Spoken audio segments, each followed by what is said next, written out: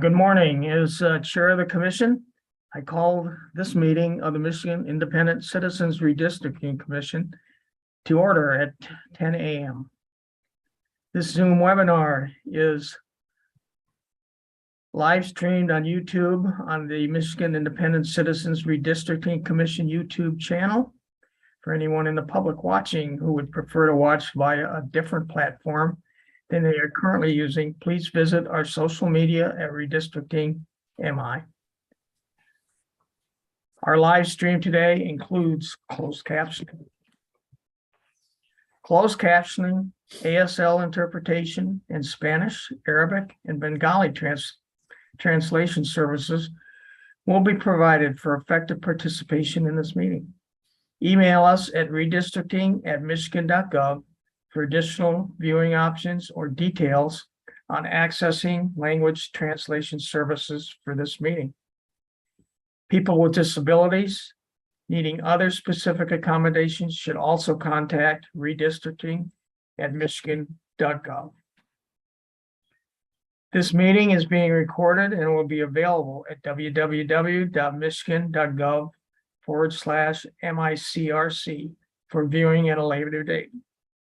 This meeting is also being transcribed, and those closed caption transcripts will be made available and posted on the michigan.gov/MICRC website and written public comment submissions.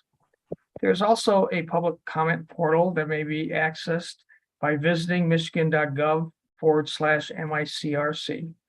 This portal can be utilized to post maps and comments, which can be viewed by both the commission and the public. Members of the media who have questions before, during, or after the meeting should direct those questions to Edward Woods III, Executive Director for the Commission, at woodse3@michigan.gov, or you may call 517-331-6309.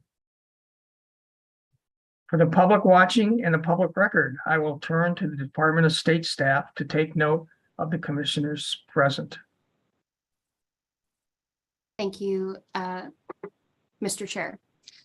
Commissioners, good morning. Please say present when I call your name and let us know where you are attending remotely from. I will call on commissioners in alphabetical order, starting with Doug Clark. Present, and I'm attending remotely from Rochester Hills, Michigan. Juanita Curry. Present, and I'm attending remotely from Detroit, Michigan. Anthony Eade.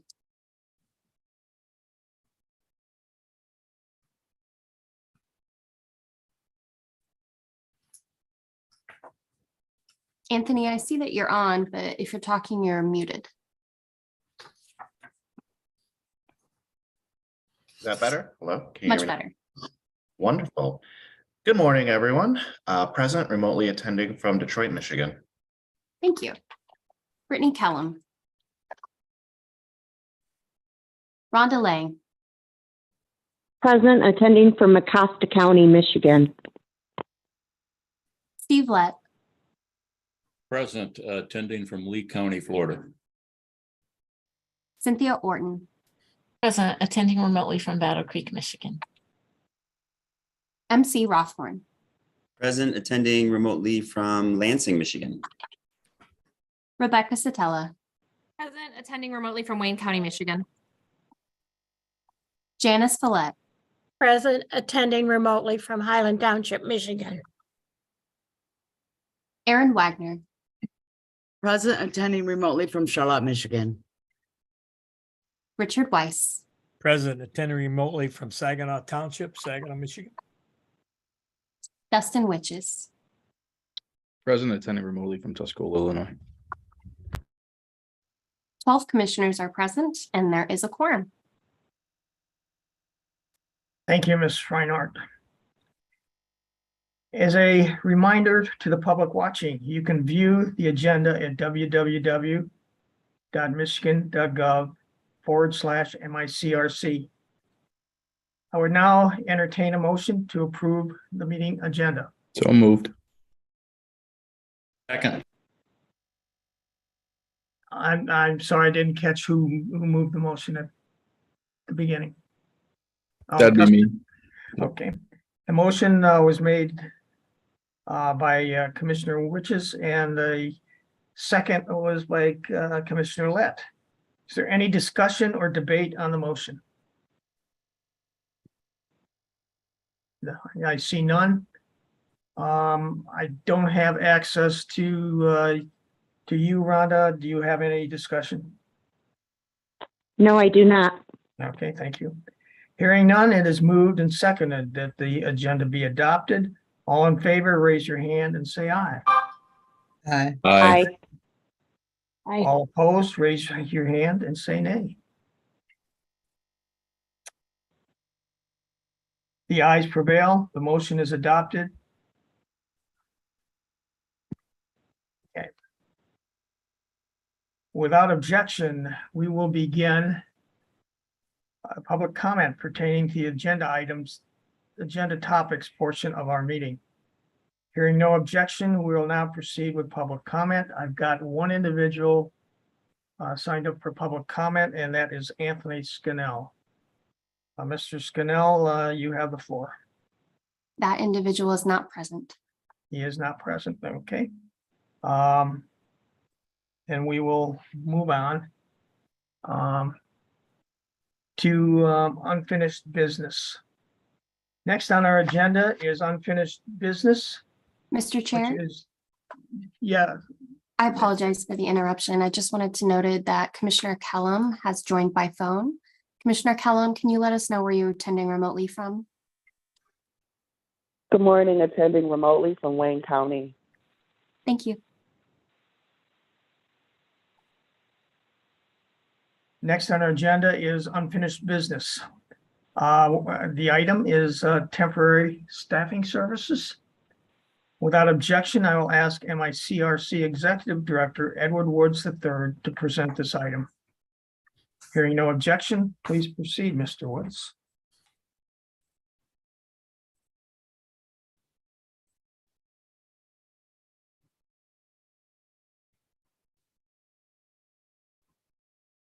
We can't hear you, Mr. Woods.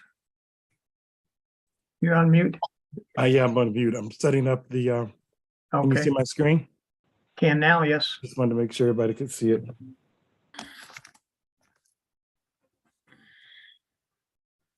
All right. Temporary staffing services. The state of Michigan went out for bid for temporary staffing services and approved 6 vendors.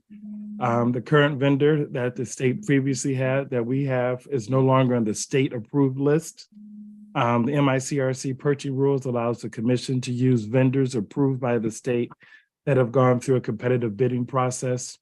The commission voted for Abacus Service Corporation.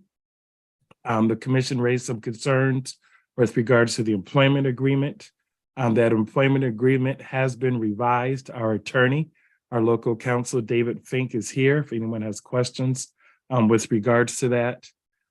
Since that time, Abacus Service Corporation has sent an amended proposal that provides more than $90,000 in annual savings from our current contract that we have right now. One of the things with regards to the Abacus Service proposal that we learned through Insights 3 is that there is a cap on our federal and state unemployment taxes. And by giving us a breakdown, once we reach that cap, they will no longer charge us for those taxes. And so the recommendation is to go with Abacus Services Corporation amended proposal with regards to the temporary staffing service. And the reason why we're getting, excuse me, a great break is we really want to thank our local counsel, David Fink, for bringing this to our attention, as well as Insights 3, is by doing the breakdown, we were able to allocate where the costs were going so we could identify some cost savings. As you know, although we're a commission, we're not temporary employees. You know, we don't recruit, so there's no recruitment costs. There's different type of costs that we would have for payroll and reimbursement expenses versus being temporary employees. So as a result of them coming back with the amended proposal as a result of the concerns that you raised that our attorneys worked out. We believe that providing more than $90,000 of savings is worth the commission's consideration in terms of going with Abacus Service Corporation. If there's any questions, obviously our legal liaison is with us, and Commissioner Lett, and obviously our local counsel, Mr. David Fink is here as well. So between the three of us, we can answer any questions you may have. Thank you, Mr. Woods. Is there any discussion among us or a motion to move forward with this? Commissioner Wagner. We can't hear I have you. a question. Is that amended proposal, are they getting a contract with MICRC as a whole, or is it still individual contracts with each commissioner? The client would be MICRC, but the agreement would have to be signed individually as employees so they can pay you directly, because they will not pay MICRC that MICRC pays you. They will pay you directly so that you can get your W-2 forms and information with regards to that. So once again, the client would be the commission. So that's why we would need to approve the, have the motion made that's on the screen. But once again, they would work directly with you as it relates to the employee. Commissioner Witchers. I move to adopt. Second. Okay, we have a motion by Commissioner Witchers to adopt the Abacus proposal, and seconded by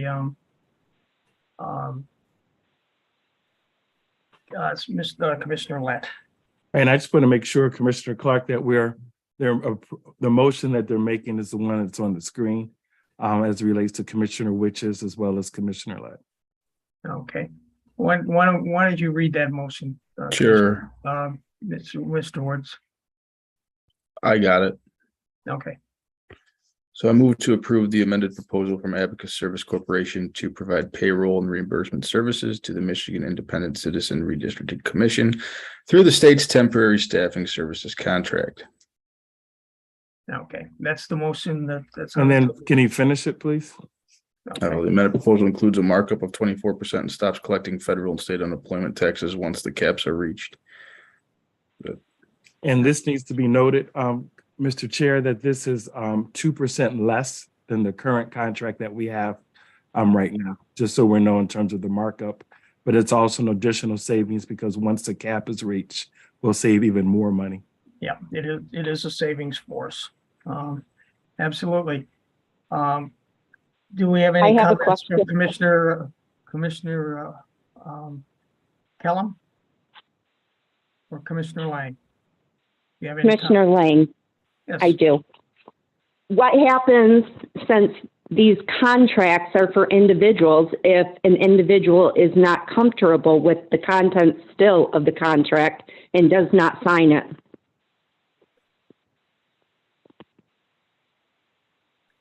So I guess that's directed to our legal. It is, but my opinion, I'll tell you what my opinion is, Commissioner Lang, is that's our method of getting paid. And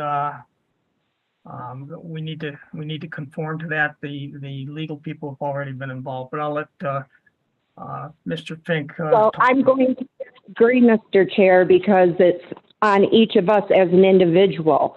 And the prior one said each one as an individual would be responsible. So if somebody came back on, they are not coming back on to the commission as a whole. They are coming back on the commissioner.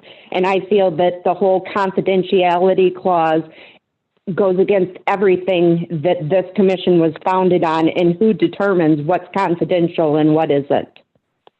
I still have questions, and as any person that does due diligence, and any attorney should say, if you are not comfortable with the terms of a contract, you should not sign them.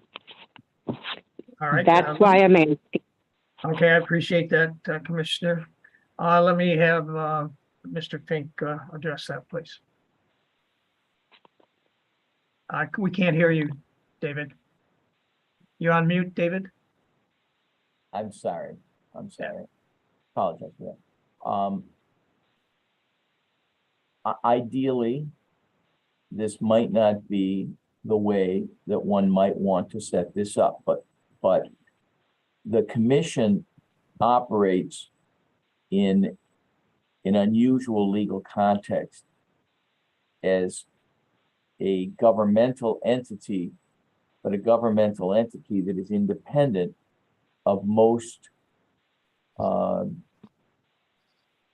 traditional methods of compensation and most traditional relationships in government. None of the commissioners are employed by a particular agency, so there's no state agency to pay you. It's a separate agency. But as a separate agency, to set up an entire payroll system and to set up all of the necessary checks and balances to manage funds would be quite a daunting task. So what's happened is we have to operate within the programs that are acceptable to the state management and budget operation. That's why we had to pick among the 6 contractors who are approved. That's why we had to work with them. But we had some flexibility and we're able to nail this down. Now, if an individual commissioner is not prepared to or willing to sign that document, their issue is really with the State Department of Management and Budget. And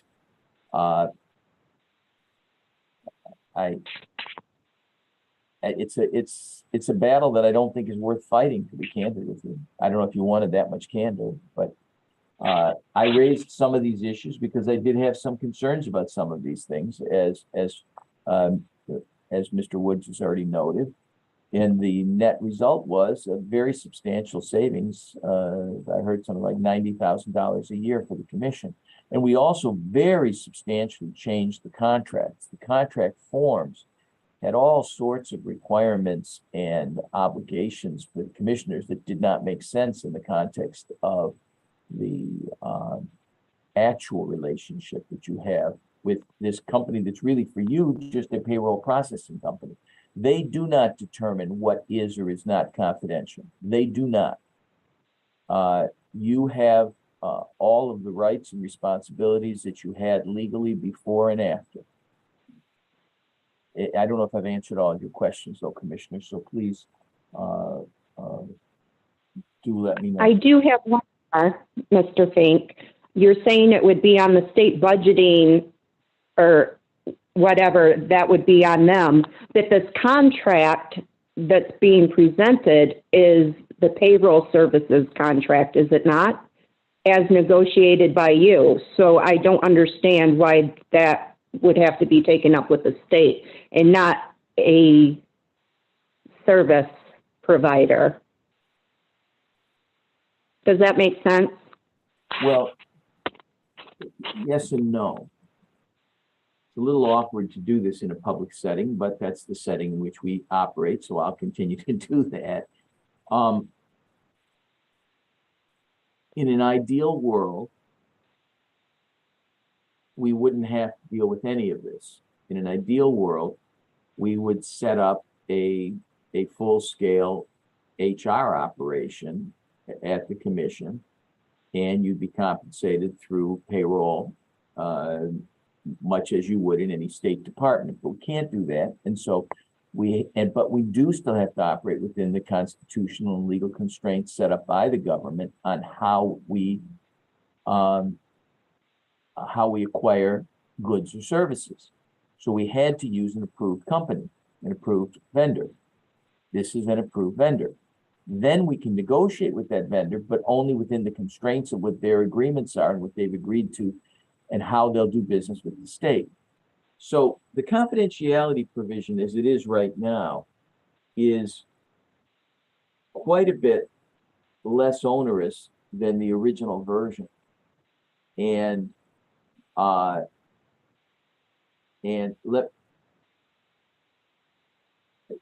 because here's what it says. It says the employee promises that he or she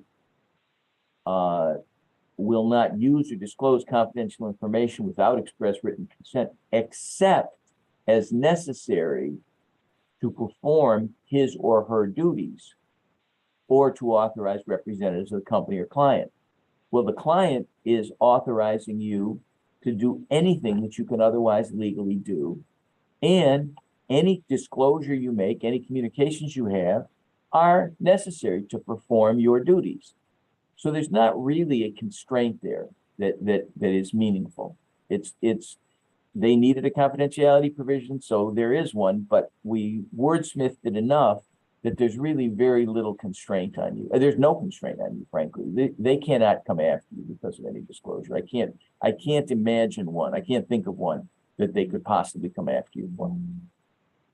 I don't know. Okay, so you're saying, I apologize for interrupting because I think I've taken up enough time. So you're saying as our outside legal counsel or consulting counsel that they could not come out after us as individuals for breaking that confidentiality. Is that what you're telling us legally? Yes. I'm telling Okay, you that you should have no real concern. As a practical matter, you should have no concern. I can't say it's not a legal requirement, it's a legal requirement, but there is no confidential information that you have that isn't necessary for you to disclose if you choose to in the performance of your duties. And you are authorized by the commission to disclose anything that you can legally disclose. Okay, thank you for that clarification. That makes me feel better. I'm sorry for wasting so much time. No, Thank it you, wasn't Mr. a waste Fink. of time. It wasn't a waste of time at all. I think it was a very legitimate concern that you raised. Thank you, Mr. Fink. And do you have any more questions, Commissioner Lang? No, I don't. My questions have been answered. Thank you. Got two other commissioners that want to speak, Commissioner Zatella and Commissioner Wagner. So Commissioner Zatella, you go ahead, please. Yeah, I was just going to add that in general, most commissioners aren't going to have access to confidential information. That's not true for everybody. Like Edward in his role might have, someone's birth date or social security number related to being the executive director or information from our vendors that might be confidential. So I don't think there's a ton of risk here in terms of what we get because most things that we have as commissioners are public. However, I do think it might be beneficial to address Rhonda's point to have a simple definition of what confidential information is, because we don't actually have it defined in the contract. It's a very short 2-page agreement. And I'm just wondering if we could just add in a simple definition saying confidential information is material, non-public information, which is kind of the standard definition that David and I know and Steve know very well because we're lawyers of what that means. But for people who aren't lawyers, that phrase may not have a specific meaning. So I'm just wondering if we can just add a 1-line definition. And I think that will go a long way to address Rhonda's concerns and make it clear for everybody what confidential information is. Edward, you're going to know better than I do what the current status is of signing of any of these contracts. So Nothing has been signed, just so we're clear, with regards to the amended proposal. So if the commission agrees to the amended proposal, then we would work to adjust the employment agreement according to the wishes of the commission. Well, I think, if I may, I think Commissioner Zatella makes a very good point. We can, if you decide to go forward with Abacus, we can simply tell them we need let's put a realistic definition of confidential material into the contract to avoid anybody being concerned. Because you're keeping in mind, Commissioner Zatella, would you like to amend the original motion to include that, please? I don't know that I would need to amend the motion because I think the terms of the contract itself isn't part of the motion. I think we can just vote on the motion as is and then just go back to Abacus with the direction. I mean, unless I'm misunderstanding the motion, let me go back and look at it real quick. But I thought the motion was just to approve hiring them as a vendor, not necessarily the terms of the contract itself. I don't have it in front of me at the moment. It would be more of a vendor. What Commissioner Lang was referring to was the employment agreement. Okay. And we could work on that separately. Okay, great. Then we won't need to make an amendment. Commissioner Wagner, you had a comment, please. I do. The only thing I see of concern in the revised employee agreement is that the MICRC as a whole is not singled out as the client. And I would like to see that amended if at all possible, please. Sure. Okay. That should be on Schedule A, Commissioner Wagner. Okay, On the back page, it says client, and it should list Michigan Independent. If not, I will send you the updated one that does. all But right, the thank client you. on Schedule A is referred to, and I also verified that with the representative for Abacus, that the MICRC is the client. Thank you. Okay, thank you, Commissioner. Commissioner Lett, do you have a comment? Yeah, thank you. While I don't disagree with Rebecca's comments regarding the definition of confidential, I think that we ought not do that for the simple reason that anything that we would say that would indicate that there's something that we do that is confidential is going to raise newspaper articles, is going to raise comments from our very faithful commenters on our broadcast. We tried that with going into private closed session with our attorneys that weren't related to litigation, and that didn't get us anywhere other than the court saying that it wasn't confidential. So the Constitution requires that everything we do be open and to the public, with the exception of litigation preparation and counsel with our litigation counsel. So I would be against any definition other than what's there right now. All right, thank you. Any other comments? Commissioner Kellum, I can't see your hand from where I'm at. Do you have any comments? No comment. Thank you. Okay, thank you. Apparently, we've got two different opinions on the definition. Do we want to have Mr. Fink, you want to make a comment on that?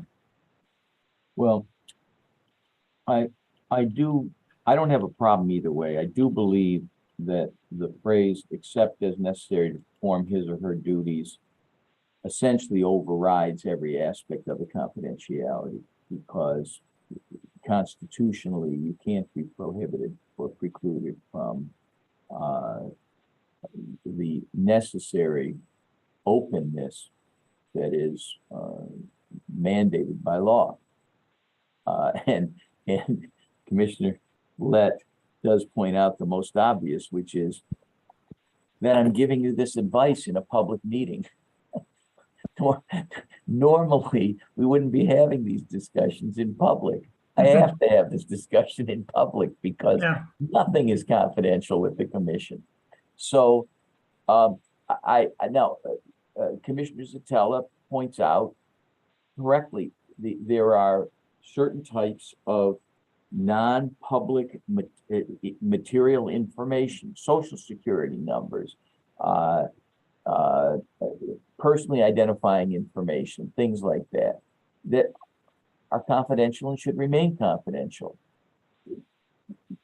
There isn't a lot of context in which the commissioners are going to get that information in the course of their, I put quotes, employment with Abacus.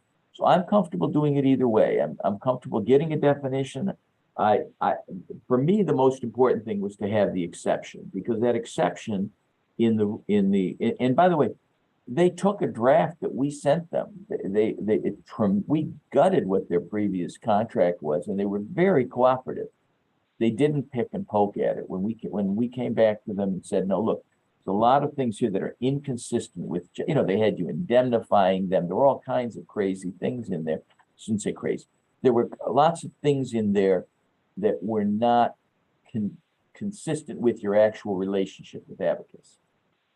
Admittedly, this one about confidentiality is also not consistent with your relationship with Abacus, with your actual relationship with Abacus, but it is constrained by the term except as necessary to perform his or her duties or to authorize representatives of company or client.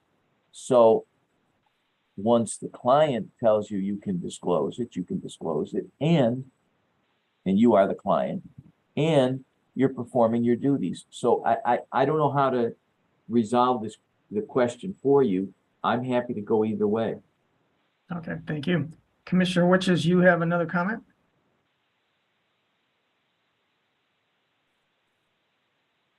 Commissioner Witches? I saw your hand, none? Okay. Well, we've got two conflicting opinions on how to deal with this. Do I hear Commissioner Lett, do you have a comment? Yeah, I just want to make it very clear that I do not disagree. There's not a differing opinion as to Rebecca's suggestions. My comments really go to what are the optics of doing this here in the open right now. That's my concern. Okay, Commissioner Satella? I was just going to add, I don't really think it's an issue with the motion. The motion is approving Abacus. I think the terms of the contract are a different issue that we can deal with offline. I don't think this really impacts the motion one way or another. All right, let's. Commissioner Clark, I just want to Yes. be clear that we're talking about the employee agreement and not the contract, because those Correct. phrases have been interchangeable throughout the conversation. And the contract is with Abacus, but the employee agreement is with each individual commissioner. Okay. And so if we can separate those, I think that would be very helpful. Okay, great. No, I see no other hands and no other comments. Okay, we have a motion on the table. All in favor of the motion to have Abacus as our vendor for payroll purposes, please raise your hand and say aye. Aye. Aye. Aye. Aye. Okay, Commissioner Lang, I couldn't hear you. I said aye. Thank you. And all opposed, raise your hand and say nay.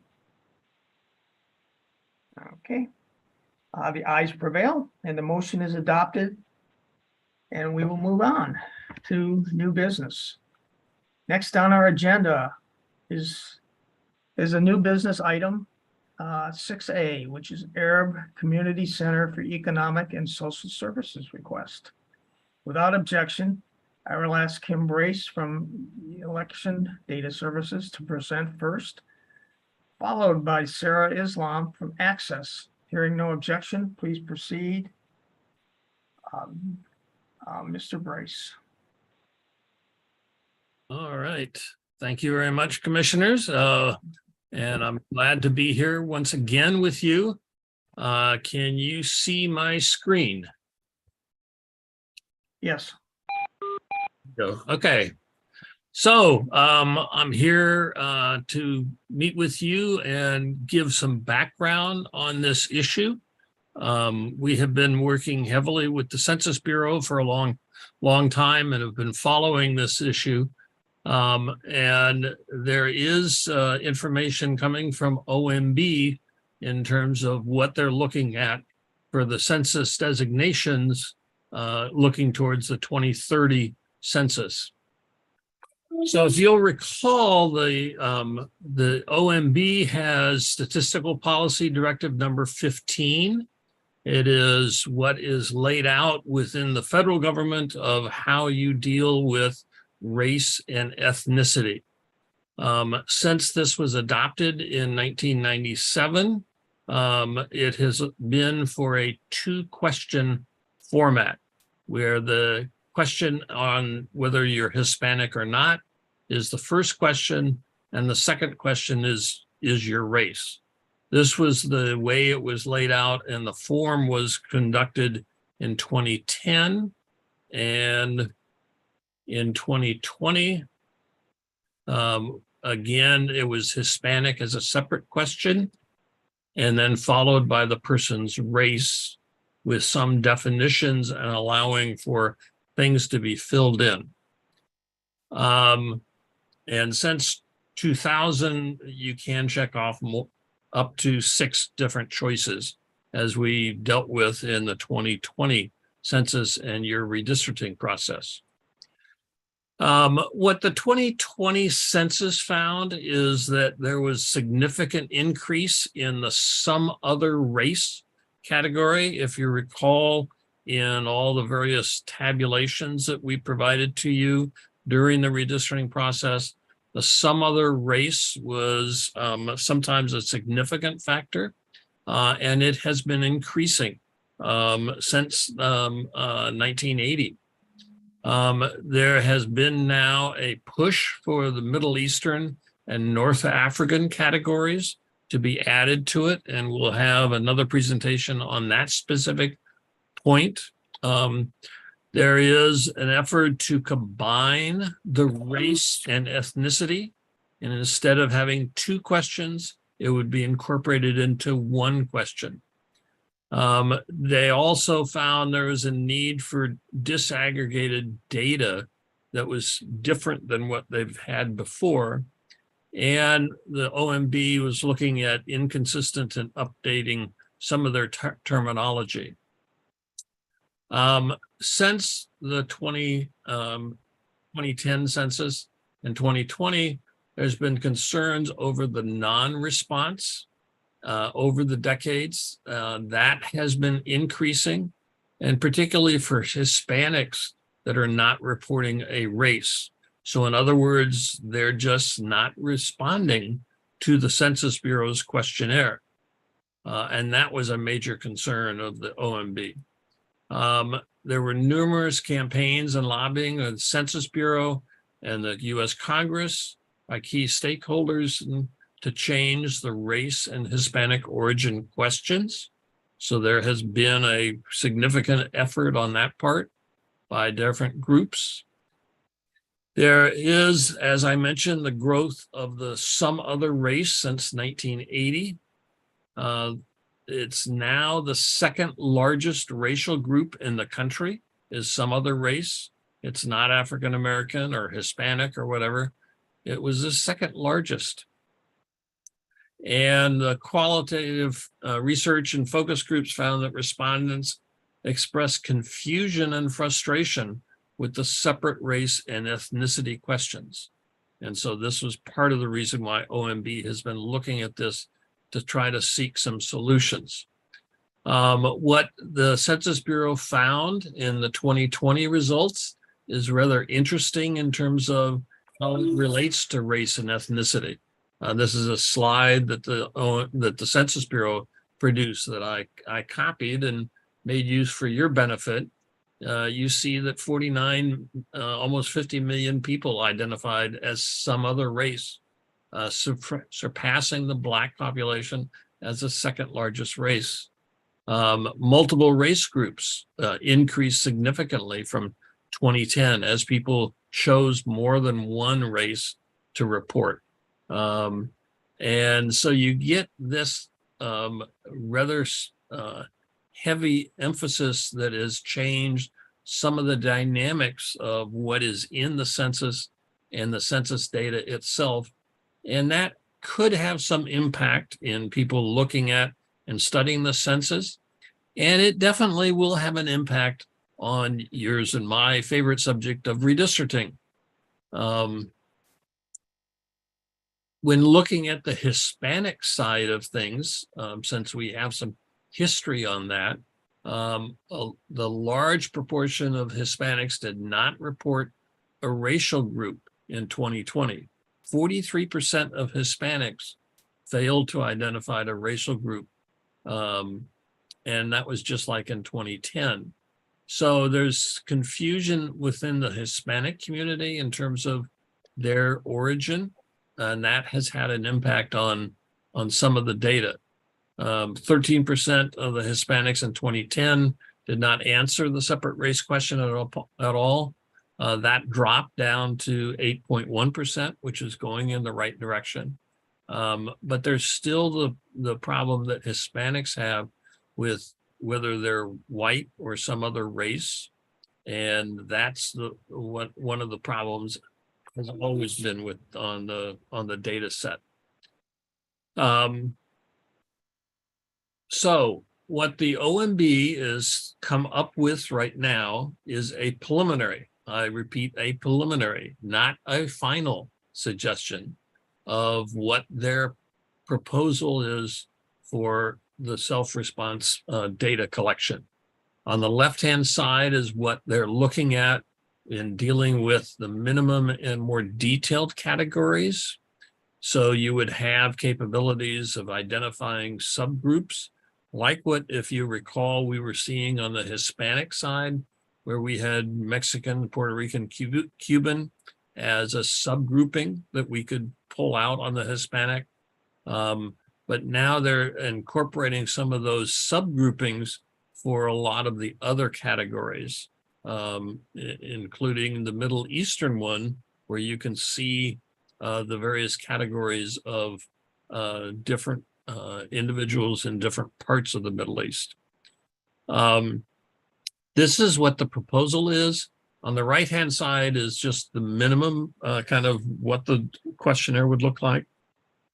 But really, the left-hand side is what they're looking at in all likelihood. It does have an impact on what we're going to see. And part of what we're going to see, and people are working with this in the Census Bureau, is getting back to the categorizations of what you and I were looking at last year and 2 years.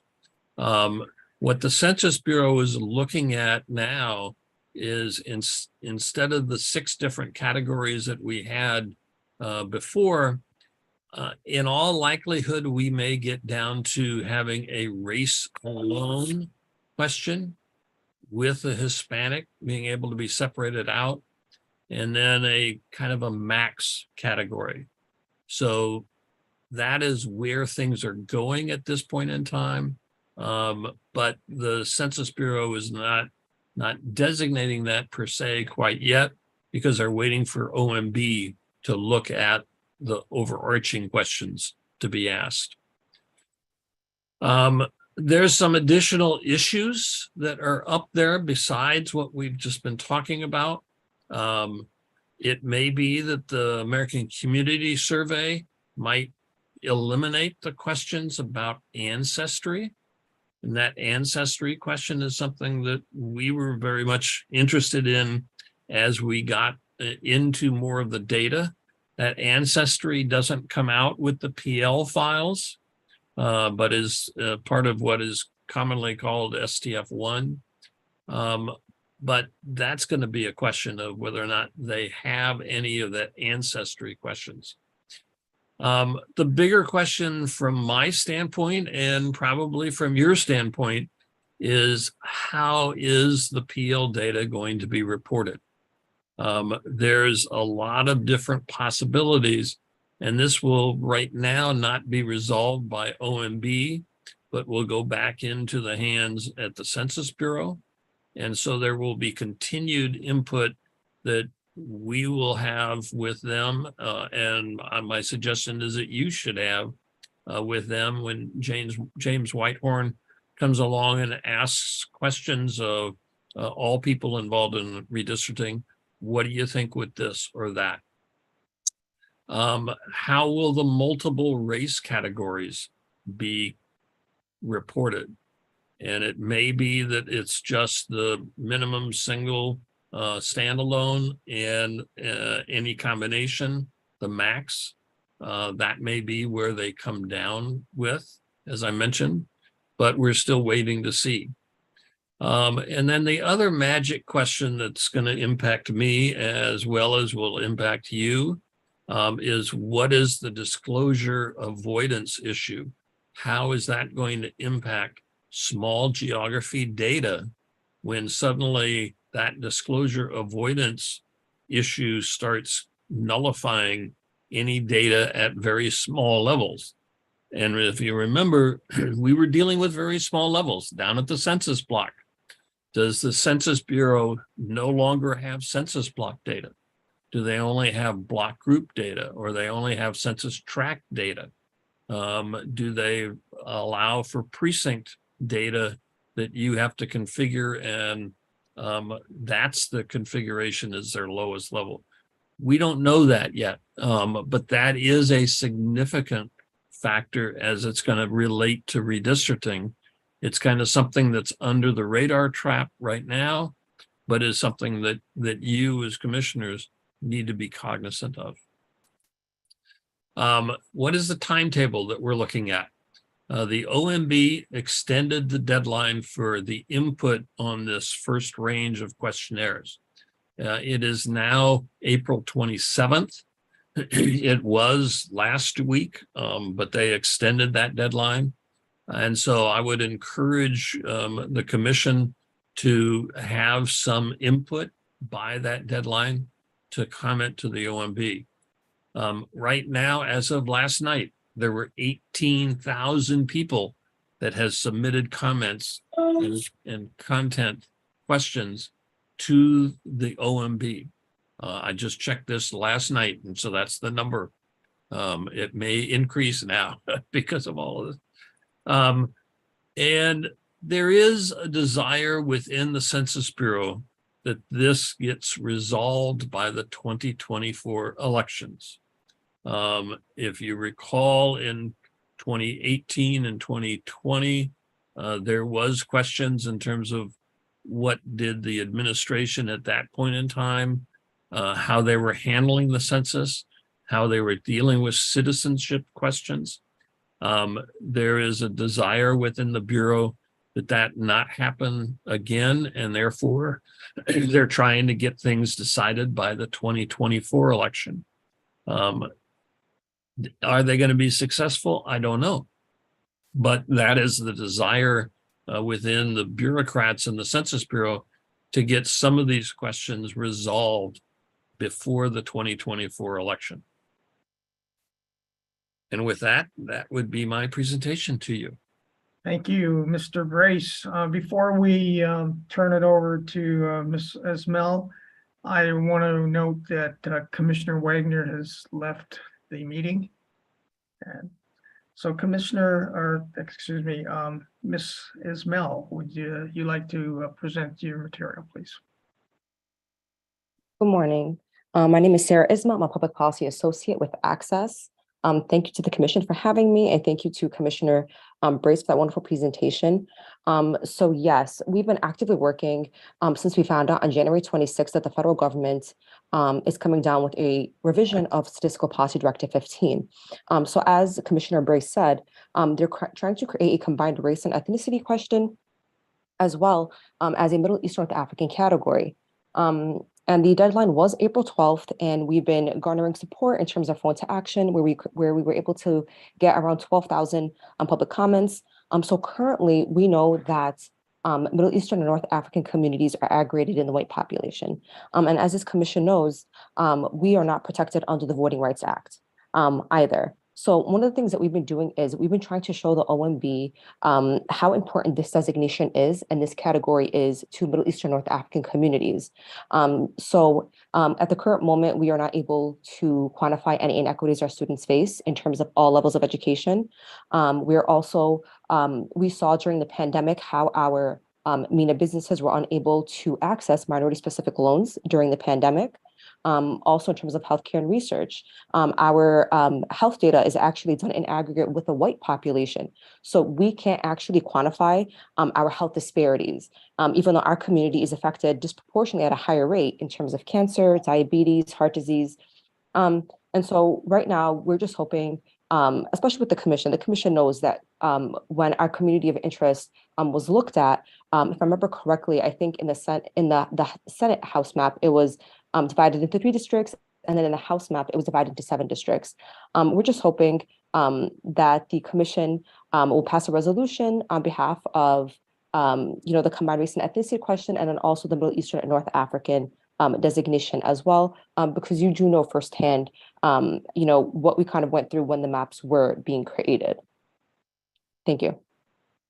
Thank you. Any comments or questions for our speakers? I do. Yes, Rhonda.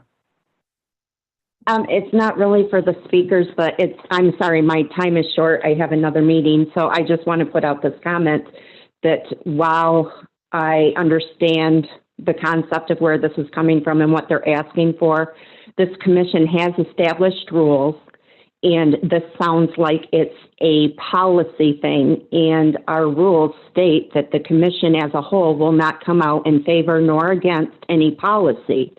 And I feel like doing a resolution would go against our policy. However, I don't see an issue with individuals. If individuals on the commission want to do what they want to do outside, but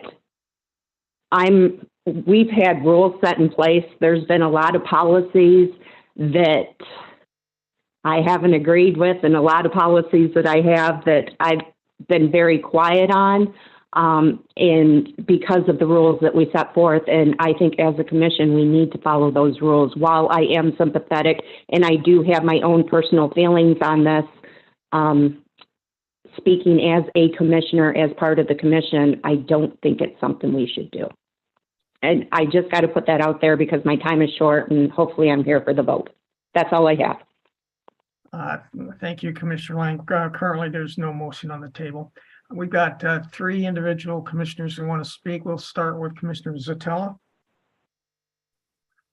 Yeah, I was just gonna echo what Rhonda just said. I agree with her. I sympathize with the position. I personally support having this designation, but I just don't really feel like it's appropriate for us as a commission to weigh in as a commission on this matter. I feel like it's more of an individual issue that people could comment based on their experience as individual commissioners, but I don't really think it's appropriate for us to weigh in because I feel like there's just political aspects to it that we shouldn't be weighing into.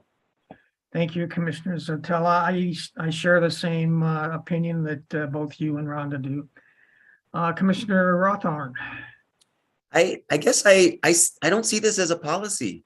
I see this as a comment that was asked for, and I see because it's in the context that Mr. Brace said, it's like we actually benefit from having data, right? And so what I mean to think is I think we should discuss, it's not a policy. We're looking at what sort of data do we get? And we struggled. We needed independent commissioners to understand the complexities of this certain area where we were trying to get it right. And it seems to me like it's about data, not a policy and an individual choice. It's about, I want the next commission to have better data. And I want them to be able to actually see people that are currently unseen in the data. And I'm sorry, can I say something real quick? Yeah, please do. I just want to just to clarify that this is a directive. So the directive is being changed. So a directive is an order that's being established by an authoritative figure. So it wouldn't necessarily be a policy, just for clarity. Thank you. Anything else, Commissioner Rothorn? No. Commissioner Eid. I got to agree with Commissioner Rothorn here. I mean, if not us to comment on an issue like this, then who? And an issue like this, having a NEMA designation on the census directly affects our ability to do this job and holds us to a higher standard in being able to identify communities of interest. I remember back to the Dearborn public meeting that we had, where we had quite literally dozens of folks speak about how having this designation wouldn't only help their community of interest, but would also help us as a commission figure out where that community of interest was, and in effect, be able to draw better districts that more accurately reflect that community. Because we didn't have that data, we had to go through and look at secondary measures. I remember some of the measures we looked at were, the main one that we used actually was the 2018 governor election, where we had Abdul El Said running for governor, and we used people that voted for him as a proxy for the Arab American vote, but it wasn't the actual vote because we didn't have that data. And having that data would just be a huge benefit to specifically this commission. You know, put all the policy stuff aside, how you feel about it, but it would allow us to do our jobs better. And looking at our code of conduct, it says that commissioners will not publicly oppose or support specific ballot initiatives or legislation beyond those related to work of the commission itself.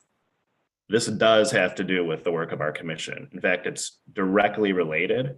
And if there is this designation in the future, you know, who knows what will happen if we decide to comment or not. But if there is this designation in the future, it makes our jobs, future commission's jobs, much easier. So I would be completely in support of it. Thank you, Commissioner Reed. Commissioner Orton. So, well, I am in support of there being a designation. I agree that it isn't the place of the commission to do something about it. It's the place of individuals who feel in support. And I agree, it would have made our job so much easier, and it would make life better probably for MENA individuals, but it's just not the commission's place to try to make a statement about it, I think. Thank you, Commissioner Orton. Are there any, you have your hand up still, Commissioner Reed. You have another comment? None. Are there, Commissioner Webb? Yes, my comment would be I don't think that we should take a position on specific designations, but I certainly agree that we could take a position that the more data we have, whatever that data is or is going to be, the better it would be. I agree with MC that you know, the more data we have, the better it would be. Though I don't know that I agree if we got all that data, our job's going to be a lot easier. I certainly don't see that happening, but we've all been there. Thank you, Commissioner Lett. Commissioner Weiss. Yes, I've listened to all this comment. I find it interesting what Sarah brought to us. I thought that was an interesting subject, but it looks like somebody has already figured that out, and possibly they are going to fix this. And I think as a commission, we shouldn't really take a stand against anything, because there's been other things about prison gerrymandering I also find interesting, but I think our commission should stay away from backing any statements or anything in this, not that we disagree or agree with it. Thank you. Okay, thank you, Commissioner Weiss. Ms. Reinhardt, you have a comment. Yes. Apologies, I didn't mean to raise my hand. Sorry. Okay, thanks. Any other comments from anyone? Okay. Good discussion. There is no motion on the table. And Commissioner Rothorn? I just want to acknowledge too that, I mean, we had this in combination with Mr. Brace, right? There was a presentation about the data, and I think he, you know, sort of said, like, we don't know how it will affect us.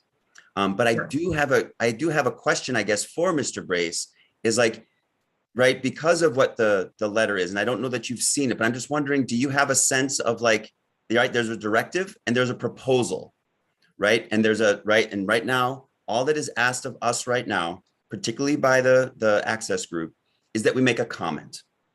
Does it, right?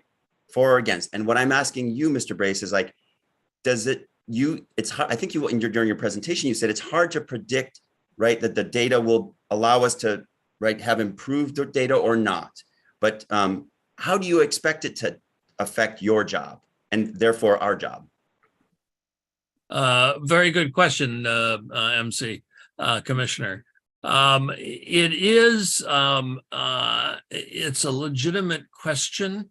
The OMB is seeking to get people's comments on what some of their research has shown. as well as some of their preliminary thinkings in terms of how the questions could be asked. And that's all they're asking for right now. I pointed out there's other issues that will impact us also that is important to keep in mind, but it's not something OMB is talking about right yet, but is probably down the road.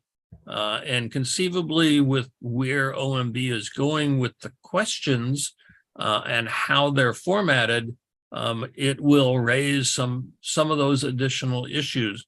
But for right now, what they're seeking input in is this the right way to go? To combine Hispanic and race together, to add a MENA category? Those are the two main things that they're focusing on as of right now. Thank you. Thank you, Commissioner Rothon. Mr. Brace, who's the decision maker in the government on this? It is the head of the statistical group. It's within OMB. They would come out with a directive to all federal agencies on how they would deal with race and Hispanic origin. It's up to state governments to have their own decisions on that, for example, and we've seen that in some instances. We've seen differences in terms of, I've been involved with the prison gerrymandering issue, different entities within the prison system treats the racial categories differently. So that is all possible. What OMB is structured to do is give guidance to federal agencies, including the Census Bureau, but also, Department of Health and Education and all the other kinds of federal agencies that may have a racial categorization within their system. Thank you, Mr. Brace. Commissioner Eid, you had a comment. Two comments. One, I want to reemphasize that this does have to do directly with redistricting and with the future of redistricting in Michigan. I mean, to me, it just makes sense. I often think about how much harder and how impossible this job would be, if there wasn't a Black category on the census, or if there wasn't a white category on the census, or a Hispanic category on the census. And it goes back to just having more data is beneficial. So with that said, I'd like to motion to submit resolution to the OMB in support of a MENA designation. All right. Do I have a second to that motion? Commissioner Sotella? Second. I'm sorry, I can't hear you. Never mind. I'm just going to wait for the second. Commissioner Kellum provided the second. I was just going to ask that we do a roll call. All right. But Commissioner Do we have Kellum, I don't have a, I'm sorry, I don't have a second yet. To the motion. Commissioner Kellum provided a second, but she also has a Okay. comment on Commissioner the Kellum, do phone. you have any other comments? Oh, I did, yes. I was just reiterating what Commissioner Rothorn and Commissioner Eid had already said. This isn't a statement that we're necessarily making about race or ethnicity. If there's some discomfort there, this actually does allow us to do our job in terms of identifying communities, which we were tasked to do this whole time. So, I mean, oftentimes folks get really uncomfortable as if to say that we're not going to speak for another or speak for a certain group. Of course, we identify in a variety of diverse ways on this commission. And I don't think that the raising of this issue, as it's already been stated, is us getting into folks' personal identifiers or business, but it's the start that folks need because they don't have the same ability or power that the 13 of us have as commissioners. And yes, I did give a second. Okay, thank you, Commissioner Kellum. Commissioner Lett? Is that, excuse me, I have a question for Kim. Kim, what other subgroups are they looking at adding besides the two that we're talking about? That is the two that they are looking at adding to the form. They are looking at subgroupings within the various racial groups. And basically what the form would be is a combined race and ethnicity all into one question. So, but you still have the capability of selecting any of the 8 categories now or 7 categories, like you currently do. You just have an additional category of Middle Eastern. There is some question on whether or not they would not have the some other race. That's one of the questions that I think is still outstanding right now. The way that they have formulated the one that I showed on the screen, they do not have the some other race as a category. Whether or not people will feel comfortable in just making the selection or making the combination selection, I think remains to be seen. Like in the 2010 and to going up to 2020, there were continued testings of these, and I would anticipate there would be continued testing probably in the 2025 test census kind of thing, to give some further ideas on how people react to this kind of set of questions. Okay, given no more questions or comments, we do have a motion on the table. And it's been seconded. And a request of a roll call vote. So if the Department of State could do the roll call vote, I would appreciate it. Thank you, Mr. Chair. Commissioners, the motion before you is to submit a resolution to OMB in support of adding a MENA designation. Please indicate your support of the motion with a yes or a no. I will call on commissioners in alphabetical order, starting with Cynthia Orton. No. MC Rawthorn. Because it's a resolution, I think, yeah, resolution, no, I'll just say resolution for comment. So I'm going to say yes, trusting that it's going to work. Rebecca Zatella. No. Janice Villette. Yes.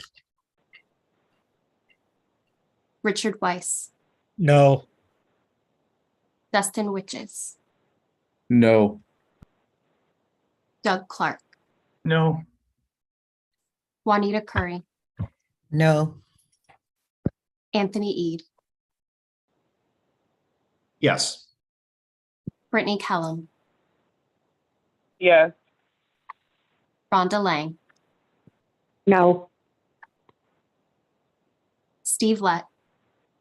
Yes. By a vote of 5 yes to 7 no, the motion does not carry. Thank you. We will then move on. Next on our agenda is new business item, which is item 6B, archiving the commissioner's work. Without objection, MICRC Executive Director and myself will present this item.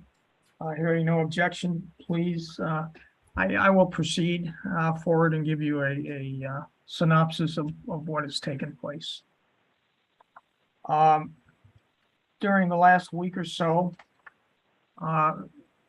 Mr. Woods and myself were asked by the U of M close-up group and the Michigan State group with Tom Ivanek and Matt Grossman. And they have suggested to us that we take our materials and get them in a historical archive so that they are available for research. So we had a conversation, Edward and I did, with Tom Ivanko and Matt Grossman, and to hopefully get more information on this. Basically what we got was out of them, both Michigan State and the University of Michigan, under the Bentley Historical Library at the University of Michigan, and a group at Michigan State called Matrix. That did this type of work, and apparently Wayne State also does this. And they suggested that we either use one or multiple groups to touch base with and see if we could historically or archive our historical data. And that purpose would be for research. So all the types of things that we've done, all the meeting minutes, all the YouTube videos, all that type of data would get put in one location and kept forever and would be available to researchers for redistricting purposes and communities of interest purposes. So my impression as we got into that discussion was Tom and Matt had a lot of knowledge about the Bentley Historical Library and the Matrix group in Michigan State. Basically what they have is contacts for us to talk to if we decide to move forward with this sort of endeavor. We walked away with some action items. Tom was going to get us in contact with the Bentley group. I've got a contact name from him, both Edward and I do. Matt's going to get us a contact with the Matrix group. We don't have that yet. And I was going to bring this to the commission for discussion to see if there was any interest in getting involved in doing this sort of thing. And if there is, then we need to identify a point person as one of the commissioners to coordinate the work. And the coordination would have to be with MDOS, with the YouTube data, which would obviously be the YouTube group, probably our lawyers, and using Steve as the conduit to them to make sure there's no issues in that particular with the lawsuit going on. So I want to open it up for discussion, including discussion from Mr. Woods to add anything that I may have overlooked, and see if there is an interest in moving forward with this. Mr. Woods. Thank you, Commissioner Clark. What I want to share is we've gotten some requests from research, and we're going to get additional requests. As many of you already know, California has a commission, Colorado has a commission, Arizona has a commission, and then there's others that have various iterations of commissions. And so there's going to be some compare and contrast. There's going to be some analysis. And what we're trying to do is to make the commission's record publicly available at different sources. As you know, we have our books that we have at the State of Michigan archives, but this really provides something like a search function where people can look for materials and do different things so that they have this available. I believe that our commission is a best practice. It's something that should be replicated across the country, along with the lessons learned that we learned to make the process better. But we have to be able to tell our story, and we have to be able to document our record. And having that, the reason why you heard about Michigan State University, University of Michigan, we also reached out to Wayne State University, have not heard back from them yet, but those are known as the highly researched institutions in Michigan in terms of in terms of schools. And so that's why they were selected in terms of reaching out to them. But I do think that what we've done is worthy of being archived so that it can be studied and looked upon to improve the democracy process when it comes to redistricting. Thank you. Let me make one additional point relative to this. If we chose to do this and move forward with it, we could select one of the schools, or all three, or two of them. We could go with just U of M at the Bentley Historical Library, or we could go with MSU, the Matrix group. It's our choice if we wanted to pursue this. So let me open it up for discussion.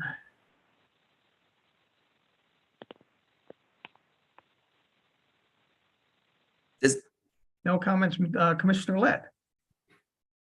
Yeah, I think this is something that should be explored. I don't know that we have enough information at this time, other than bringing it Yes. as something to look at. I mean, the questions that I would have is there going to be a cost to the commission? Who's going to do the work? I'm assuming that this is going to somehow be put in a digital format, and who's going to do that, et cetera, et cetera. So I would suggest that Doug and Edward go down that path, see what they're talking about, other than simply saying we want historical records. I think that's a good idea. Let me comment on a couple points you made there, because they came up in our discussion. Yes, it will be in digital format. Tom had indicated to us that the Bentley Historical Library would not charge us for this work, and that they would do the majority of the work. They have to get coordinated, but we need to validate that with them. We haven't had the discussion with them on that. I don't know about the Matrix group. I personally wouldn't want to pursue it if there's any cost to us at all, other than manpower, of course. So, Commissioner Rothar. And I just want to acknowledge woman power. So I'm hoping that the chair and vice chair might do this, because I do think that, right, we have elected leadership. I trust our executive director and our elected leadership to do this. And I'm about to get signed out. My computer's about to restart, so I have to go. Sorry. But I do. I know you are. Okay. Yeah. Are you going to come back? When you Absolutely. If my computer restarts in time, right? I don't know how long it's going to take. Fine. Well, if you can snooze it or join by phone, that would be I great. totally try. Oh, join by phone. I'll try by phone. Okay, great. I appreciate that. Yep. Do we still have a quorum, Ms. Reinhardt? We do, Mr. Chair. Okay, thank you. Commissioner Lett. I have a question for Sarah. Do you see any issues or who to contact about access to the records? We've already turned over all of these records, at least I believe.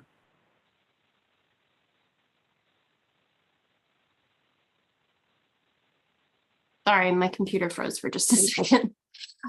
Yes, whoever is determined to be the member of the commission that we'll be working with on this, I'm happy to connect them to state staff people who take care of this. Yes.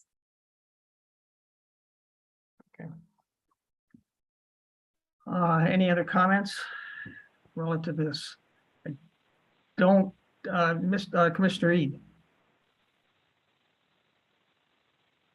Yeah, so currently there is no Wikipedia page about our commission. There is one about. Can I interrupt you for a minute, Commissioner Eid? Once we get to Wikipedia, we're going to get to Wikipedia. Let's do it after we have this discussion on the historical library. Yeah. So the reason I bring it up is because it might help influence that. But okay, go ahead. I agree. I was just going to say that having the historical library complete could help pursue that as well. Okay. Yeah, we'll get to that subject. It's a completely different approach to that. So, Commissioner Martin. So this kind of was answered already in the presentation, but just for clarification, at first I thought maybe it's redundant because all of our records are public and publicly available, but this would make it more easily searchable. Is that the main point? Okay. And it would put it in a research type of environment. Yeah. Okay. So I have no motion on the floor for this. Whether we want to move forward. Chair Yes. Clark? Yes, Commissioner Lang. Could I put the motion that we table this particular aspect of it until we have more information regarding for sure if there's a cost, until details are verified, so then we can make an informed decision? All right, you may. We'll have to vote on that. Executive Director Woods and I will contact the Bentley Historical Library and find out what the costs are and get some more details. Commissioner Lett. Yeah, I was just gonna say, we don't, excuse me, we don't have a motion on the table. There's really nothing to table. And I think our direction has, as Commissioner Clark has just stated, let's go get some more information, bring it back and have further discussion. Okay, we will, Executive Director Woods and I will do that. Okay. All right, we need to turn to one other subject relative to this is what Commissioner Ede brought up, which is Wikipedia. Executive Director Woods and I had a discussion relative to that. He's done some research on it. Both California and Arizona have Wikipedia entries out on the internet relative to their redistricting. And Executive Director Woods has done some research relative to that. Why don't I turn it over to you, Edward, and you can talk to the group relative to the cost associated with that and whether or not we want to do it and see value in it. Thanks. Thank you, Commissioner Clark. When I was going through, how do people document, archive their work? Obviously, state of Michigan and our research institutions, but I saw redistricting in California, Wikipedia entries. I saw redistricting in Arizona, Wikipedia entry. I saw the California Commission. And it's just really when you do a search engine and you're looking for results, in order to do a Wikipedia, it is really an intense process where you have to have someone actually write up your page. It's not a self-promotion page. They call that a conflict of interest. You have to associate your write-up with multiple sources in order to actually get it published and outline your work in terms of documentations. So when you're looking at a page, you're usually looking at a number of different sources, whether it's research from the Brennan Center, whether it's newspaper article from Bridges or Detroit Free Press or the New York Times or other type of things to kind of document what the commission was able to do and its work. So it's really not a self-promotion page. There is a process where people can edit, and there's a way that you need to watch for your edits, but it's a very intense process that takes several months to complete if that is something that we want to do.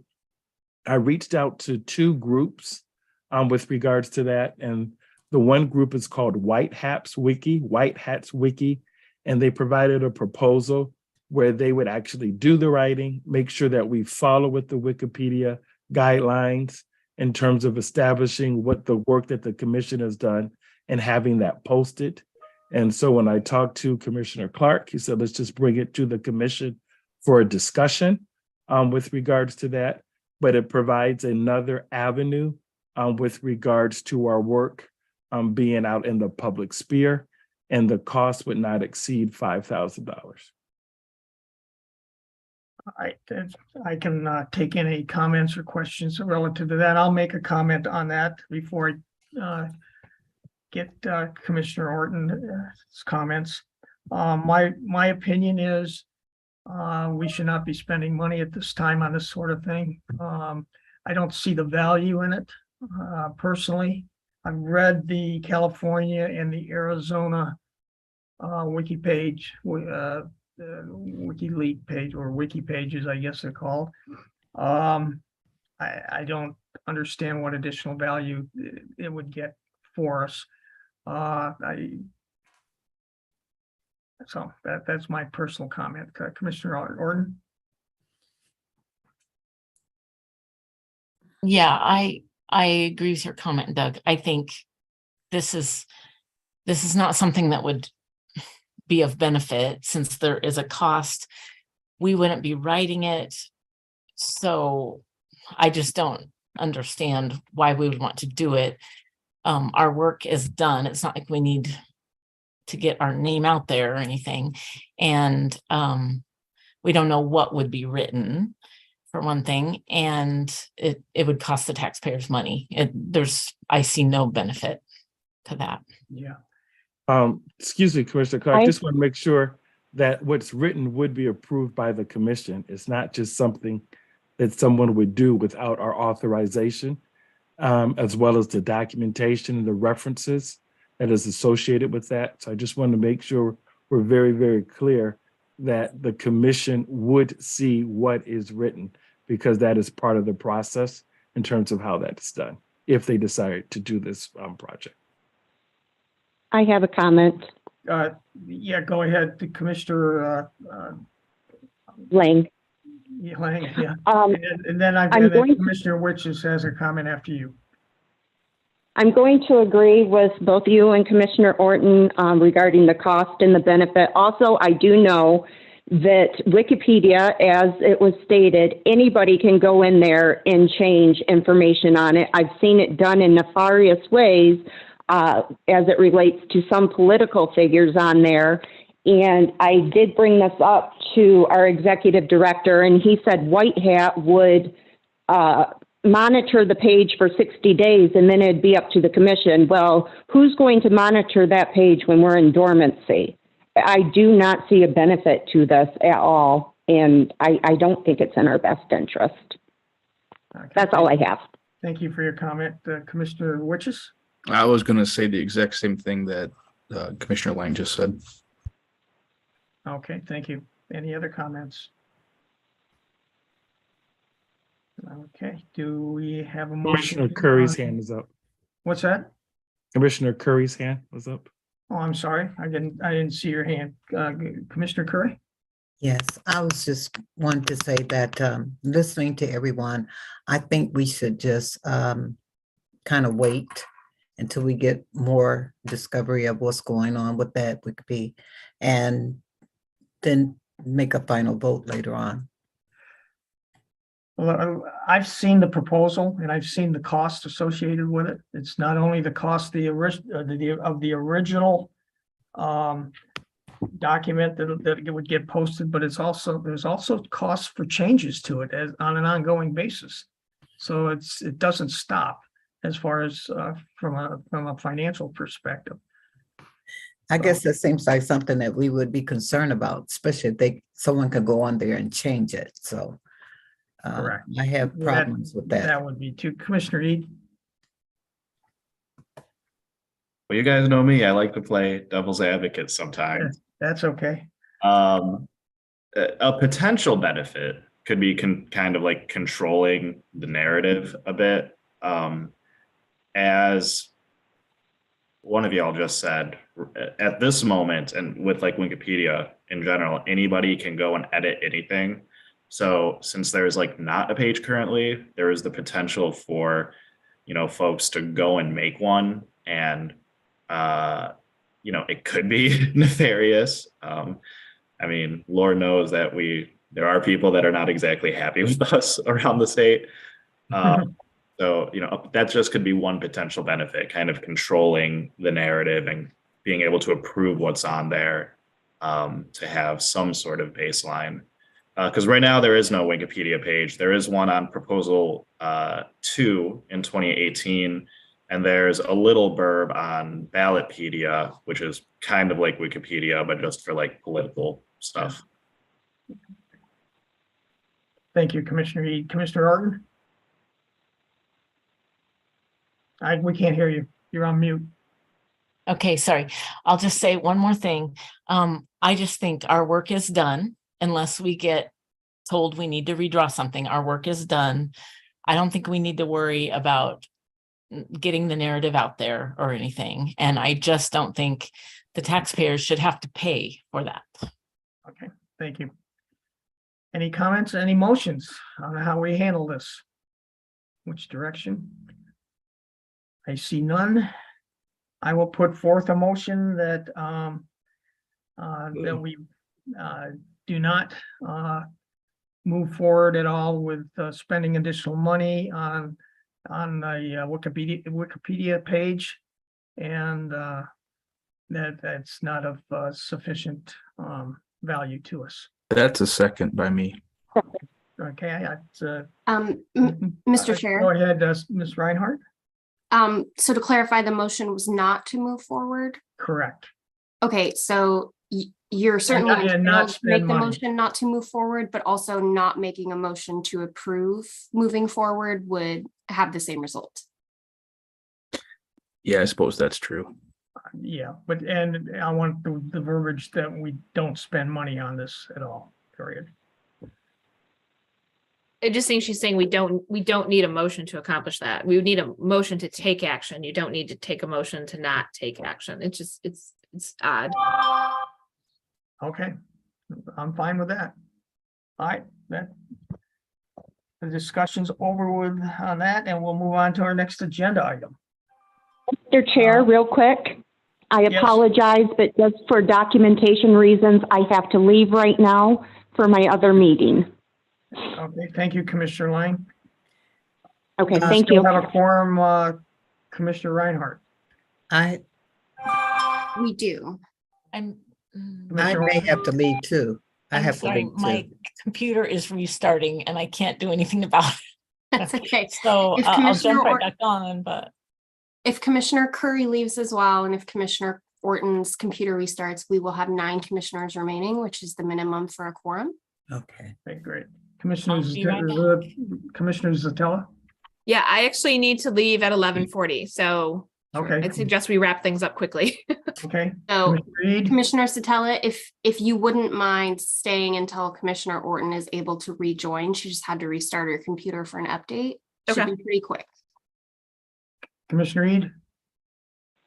So just to be clear, no one made a motion or. Correct. Yeah. Correct. Yeah. Okay, no action will be taken. So let's move on to our next agenda item. It's a new business items, number 6D, litigation counsel travel clarification. Without objection, I'll ask Commissioner Lett and Executive Director Woods to present this item. Hearing no objection, please proceed, Mr. Woods. Thank you. Our litigation, like our FIT Brexit contract, our litigation contract, our local counsel litigation, if we add an attorney if they add someone as a key personnel, it needs to be voted by the commission. We provided a resume of Dima Atia. She's a Michigan native who has been working with Baker Hostetler, our litigation counsel, as an excellent junior associate and has in-depth knowledge related to matters at issue in litigation over the maps. And so it's just approving her as a key personnel. Commissioner Lett, if I forgot something, please share. Yeah, you forgot to say she was a graduate of the University of Michigan Law School, which really calls into question, but she's been doing most of the work and she's done a good job. There's absolutely no reason not to approve her. Well, there is a reason, but we'll overlook it. All right, do we have a motion to? Yes, I'll put it on the screen. Thank you. Who made the motion? No one. I'm gonna put what we need on the screen. Oh, okay. Doug, I'll move that we authorize the MIC Executive Director to work with the Michigan Department of State to add Dima Atia as a key personnel to the litigation contract retroactive to November 1st, 2021, please. Thank you, Commissioner Second. Rothorn. And do I have a second? Second. Commissioner Weiss has a second on that. All right, is there any other discussion or debate? Okay, if not, all in favor, raise your hand and say aye. Aye. Aye. All opposed, raise your hand and say nay. Okay. The ayes have it and the motion is adopted. I made a mistake a minute ago and had jumped forward to the litigation counsel travel clarification rather than the subject we just talked about, which was the litigation counsel attorney edition. So let me jump forward to the litigation counsel travel clarification, which is number 6D. Without objection, I will ask Commissioner Lett and Executive Director Woods to present this item. Hearing no objection, please proceed, Mr. Woods. And Commissioner Clark, you did perfect. You did everything right. So you were in order. All right, thank you. Okay, travel clarification. When we were reviewing legal bills, we realized that there was a discrepancy in terms of how travel was covered for the litigation counsel. What we do, or what we should be providing, is reimbursement for expenses, but we do not pay for hours worked. We do not pay for hours worked while they're traveling. So what we need to do is just provide that clarification in the contract that the commission does reimburse for expenses, but does not pay for hours worked as relates to travel. Commissioner Lett, if I forgot something, please let me know, but I don't think this has a Michigan Wolverine reference. Just a little difference that we pay for their travel expenses. In other words, if they drive, they get mileage. If they fly, we pay for the airfare. They stay here, we pay for the rooms. If they happen, and it could, if they happen to work on our case while they're flying or riding or whatever, they can charge an hourly rate for the time they work on our case or cases. What they can't do is get on the plane, sit there and read the in-plane magazine and charge for the hours that they're in the air, which they were charging from door to door. And we had a conversation with them and said that that's not something that we would agree to pay. And they have gone back, recalculated their billing and taken out what they were charging for simply flying from wherever they were, Columbus or Washington or wherever, to here, which would most recently have been for the interviews with the commissioners for preparation for the case. So that has been resolved. And if there are any questions, Edward or I would be happy to take them. We have gotten an adjusted bill from them, so it's I think it's resolved. We need to push it by the commission to get a clarification on our contract with them. So do I have I need to get a motion in order to accomplish that. Let me put that on the screen for you. Okay. Commissioner Rothorn, I saw your hand was raised. Yeah, thanks for all the work, you two, Executive DeWoods and Commissioner Lett. I authorize, please, I'm motioning that we authorize the MICRC director to work with the Michigan Department of State to ensure approved travel expenses are reimbursed and hourly rate is not billed in the litigation contract. A second. Okay, we have a motion from Commissioner Rothorn. And the second was, I believe, Commissioner Horton. Okay, all in favor, raise your hand and say aye. Aye. Aye. Aye. All opposed, say nay. Raise your hand and say nay. Okay, Ms. Kellum, Commissioner Kellum, I couldn't hear you. Aye. Okay, thank you so much. All right, let's move on to our next, I'm sorry, the ayes prevailed and the motion is adopted. Next on the agenda is a new business item 6E, which is the fiscal year 23 financial reports. Without objection, I will ask MICRC Executive Director Woods to present this item. Hearing no objection, please proceed, Mr. Woods. Thank you, Commissioner Clark. I just want to share, knowing that time is brief, but this information is also located for the public on our website. For October 2022, our total expenses are $142,709.26. In November of 22 was $140, $694.42. In December, it was $150,000, $448.12. In January, it was $202,990.09. February was $280,693.35. And in March, it was $338,097.81. So in the 6 months, we have spent about $1.26 million of our 3.17 appointment The reason you see a large increase in March is because of our expert witnesses that were used in the AG case. With regards to that, with regards to the litigation counsel, we have a couple of expert witnesses that we're paying for that. And then, as you know, Lisa Hanley, who is our consultant, is being paid through the election data services or our line drawing consultant contract. And so just wanted you to have this information. As you know, we do provide quarterly reports to the legislature. And this is what we have as it relates as of March 31st, 2023, where you see zeros. Those are accurate amounts in terms of there was nothing paid.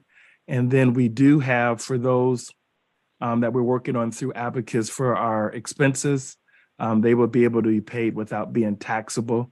And we'll have that information for you, if not in May, in June, with regards to any expenses, which we expect to be minimal for travel and office supplies.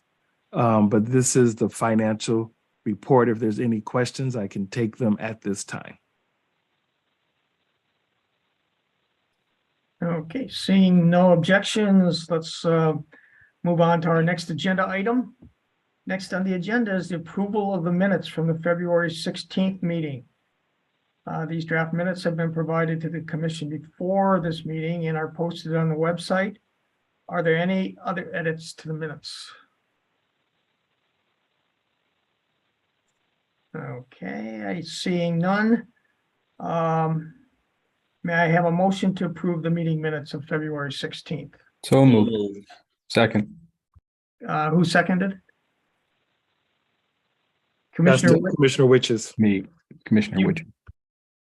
Commissioner Witches, you approve, you brought the motion forward? Seconded. Seconded. And who brought it forward?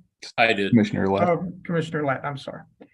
Okay, all in favor, raise your hand and say aye. Aye. Aye. All opposed, raise your hand and say nay. And Miss Commissioner Kellum, what was your- I'm sorry. No problem. Okay. All right, the ayes have it, and the minutes are approved. Next on the agenda is approval of the minutes from the March 16th meeting. These draft minutes have been provided to the commission before this meeting and are posted on the website. Are there any edits to these meetings, these minutes? I move their adoption. Okay, Second. seeing none, Commissioner Lett will approve the motion to adopt it, and Commissioner Witches seconded that. All in favor, raise your hand and say aye. Aye. Aye. All in favor, all opposed, raise your hand and say nay. Okay, thank you. The ayes prevail, and those minutes are approved.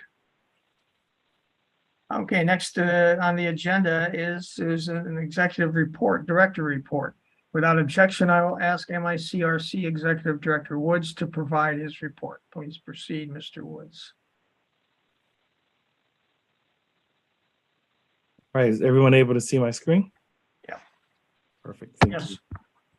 Website updates, want to give a big thanks to Sarah Reinhart, as well as Director of Special Projects for MDOS, and Nelson Lawrence, who's the website person, and the whole entire communication staff for their help, which is led by Jake Rollo.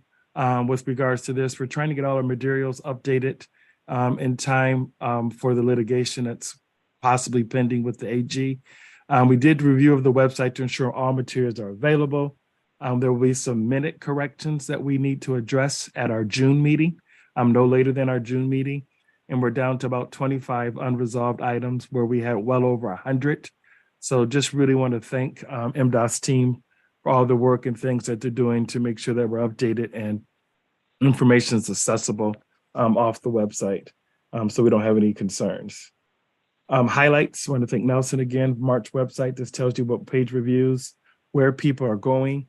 Our commission attendance report, cumulative through our first quarter of this year, is at 93%. The commission has a 93% attendance rate. Our presentations are continuing to go well. We had Commissioner Zatella present to the American Society of Public administrators at Oakland University in conjunction with Oakland University that took place in March. And then our county district maps are now on the website. They're picture maps that people are able to get. And this has been very helpful for the public to be able to access those maps and use them for presentations and districts with regards to those lines. So I just want to thank you for that. I also want to thank Commissioner Lett and our attorneys at Insight 3 for all the work, making sure we balance the financials, but also getting the employee agreement right with the Abacus services. There was a lot of time really spent on that, and just want to express my appreciation to those fine individuals. Thank you so much. If there's any questions with regards to my report, I can take them at this time, but I do know time's a premium. Thank you, Mr. Woods. There is a legal liaison report. Without objection, I will ask our legal liaison, Commissioner Steve Lett, excuse me, to provide his report. Please proceed, Commissioner Lett. I have nothing to add that we haven't already discussed. Okay, thank you, Commissioner Lett. We have MDOS updates. Without objection, I will ask Mike Brady or Sarah Reinhardt from the Michigan Department of State if they have an update. Hearing no objection, please proceed, Mr. Brady or Ms. Reinhardt. Hi, Commissioners. Just wanted to issue a reminder that if you have not worked with your executive director, Mr. Woods, to connect your computer to the state network yet, please do that as soon as possible. It's imperative that that gets resolved because we don't want to lose any records that are still on your device. And as a reminder to all commissioners going forward, please connect your computer to the state network, ideally once a week, but at minimum once a month. And if you have any questions or concerns about that, please feel free to contact me or your executive director. And thank you again to Executive Director Woods for his help assisting and coordinating with commissioners on this. Really appreciate it. And that's all I have. Thank you, Ms. Reinhardt. Correspondence, if any available, if any was available, was received in advance of our meeting today, along with any written public comments to the commissioners. Are there any agenda items? Commissioner Clark? Yes. I'm sorry. Yes. Mr. Fink has a comment on a status of the AG case. Okay. Go ahead, Mr. Fink. I will be brief. I feel like I'm speaking right before dinner, so I won't hold people up. The discovery in the AG case is almost complete. There was the original cutoff date was actually April 14th. It was extended based on a joint motion allowing 2 depositions to be taken. In fact, they're being taken right now as we speak. They're going on. And I would say, I think it's important to say that the plaintiffs never did choose to do any discovery, and they did not end up taking the depositions, as you all know, of the commissioners. That said, I want to be sure you understand and appreciate how grateful all of the lawyers are for the assistance we had from each and every commissioner in the interviews. And that information is and was and is very helpful as we go forward with completing the defense of the case, or as counsel goes forward with completing the defense of the case. The next step in the case will be dispositive motions. And by May 5th, Baker will be filing no surprise to anybody, will be filing a motion to summarily dismiss the case, for summary judgment. And oral argument on dispositive motions will be heard on July 12th. So thank you all. I know you've got plenty of else to do today, but I wanted to be sure you at least heard all of that. And again, thank you for the assistance you gave us. Thank you, Mr. Fink.